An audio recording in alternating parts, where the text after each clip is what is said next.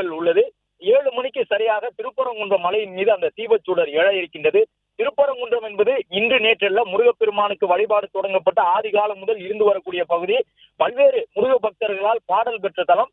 தென் மாவட்டங்களில் இருக்கக்கூடிய அந்த முக்கியமான தலங்களிலேயே முதன்மையானது பழனி மலையை போன்று பல்வேறு வகையில் வரலாற்று சிறப்பு முக்கியது அந்த பகுதி திருப்பரங்குன்றம் மலைப்பகுதி. அங்கே முருக வழிபாடு என்பது காலம் காலமாக இருந்து வருகின்றது என்பது சங்க இலக்கிய பாடல்கள் மூலமாகவும் உறுதி செய்யப்பட்ட ஒன்று. முருக வழிபாடு என்பது தமிழ் நிலத்தில் தோன்றிய முதல் தெய்வ வழிபாடு என்று பார்க்கப்படுகின்றது. திணை சார்ந்த வாழ்க்கை வாழ்ந்த காலத்திலேயே தமிழர்கள் முருகப்பெருமானை வழிபாடு செய்தார்கள். அறுபடை வீடுகள் என்பது அப்பொழுதே இருந்தன. முருகன் அமைத்திருந்த 6 படை வீடுகளும் கூட ஒரு பண்டைய தமிழர்களுடைய பழங்காலத்தினுடைய போர்த்திறன் சார்ந்த படை வீடுகளாக இருந்தன என்றெல்லாம் வரலாற்றில் பல குறிப்புகள் இருக்கின்றன. அதுபோன்ற வரலாற்று குறிப்புகள் அடிப்படையில் தான் திருப்பரங்குன்றம் மலை மீது ஒரு தூண் வைக்கப்பட்டு அந்த தூணின் மீது கார்த்திகை திருநாளிலே தீபச்சூடர் ஏற்றப்பட்டது. ஆனால் கடந்த சில ஆண்டுகளில் ஆங்கிலேயர்கள் ஆட்சியில் இருந்த காரணத்தாலும் அதே போன்று இங்கே ஒரு சில புதிய மத வழிபாட்டு தலங்கள் அந்த குறிப்பிட்ட இடத்திலேயே அமைந்ததன் காரணமாகவும் தீபச்சூடர் வேறு பகுதியில் ஏற்றப்பட்டதாக ஒரு குற்றச்சாட்டு தொடர்ந்து முன்வைக்கப்பட்டு வந்தது. இந்த நிலையில் தான் இப்பொழுது நீதிபதி இந்த அதிரடி உத்தரவினை பிறப்பித்திருக்கின்றார். மனுதாரர்களுக்கு நேற்று காவல்துறை பாதுகாப்பு வழங்கவில்லை.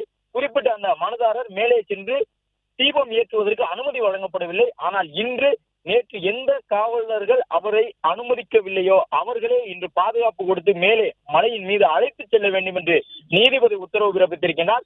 தீபத்தூணில் இன்று இரவு 7 மணிக்கு தீபச்சூடர் எழ வேண்டும் என்று சொல்லப்பட்டிருக்கின்றது. திரையில் நாம் பார்க்கக்கூடிய இந்த கற்படுகை தான் அந்த தீபச்சூடராக இருக்கின்றது. இந்த சிலையின் மீதுதான் அந்த தீபச்சூடர் ஒளி ஏற்றப்பட இருக்கின்றது. தொடர்ந்து இந்த பகுதியிலே தீபச்சூடரை எழுப்புவதற்காக ஏராளமானவர்கள் வருகை தந்து கொண்டிருக்கின்றார்கள். இன்று காலை முதல் திருப்பரங்குன்றம் மலையை பக்தர்கள் நெருங்க முடியாத ஒரு சூழ்நிலை இருந்தது. 144 தடை உத்தரவு அமலில் இருந்தது.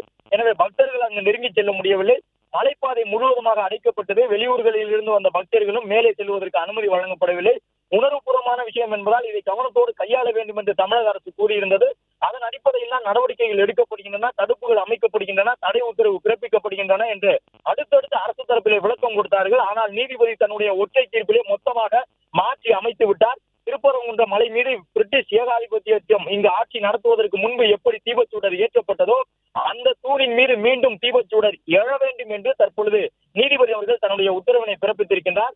அது மட்டுமல்லாமல் நேற்றைய தினம் மனுதாரருக்கு காவல்துறையினரில் யார் பாதுகாப்பை வழங்கவில்லையோ அவர்கள் இந்த பாதுகாப்பை வழங்க வேண்டும் என்று மதுரை காவல் ஆணையர் உள்ளிட்டவர்களை சுட்டிக்காட்டி உடனடியாக 7 மணிக்கு உள்ளாக அந்த பகுதியிலே பாதுகாப்பை பலப்படுத்தி கொடுத்து மனுதாரர் மலை மீது சென்று தீபச்சூடர் ஏற்றுவதற்கு அனுமதி வழங்க வேண்டும் என்று சொல்லியிருக்கின்றார். திருப்பரங்குன்றத்திலே காவல்துறை பாதுகாப்பு பலப்படுத்தப்பட்டிருக்கின்றது.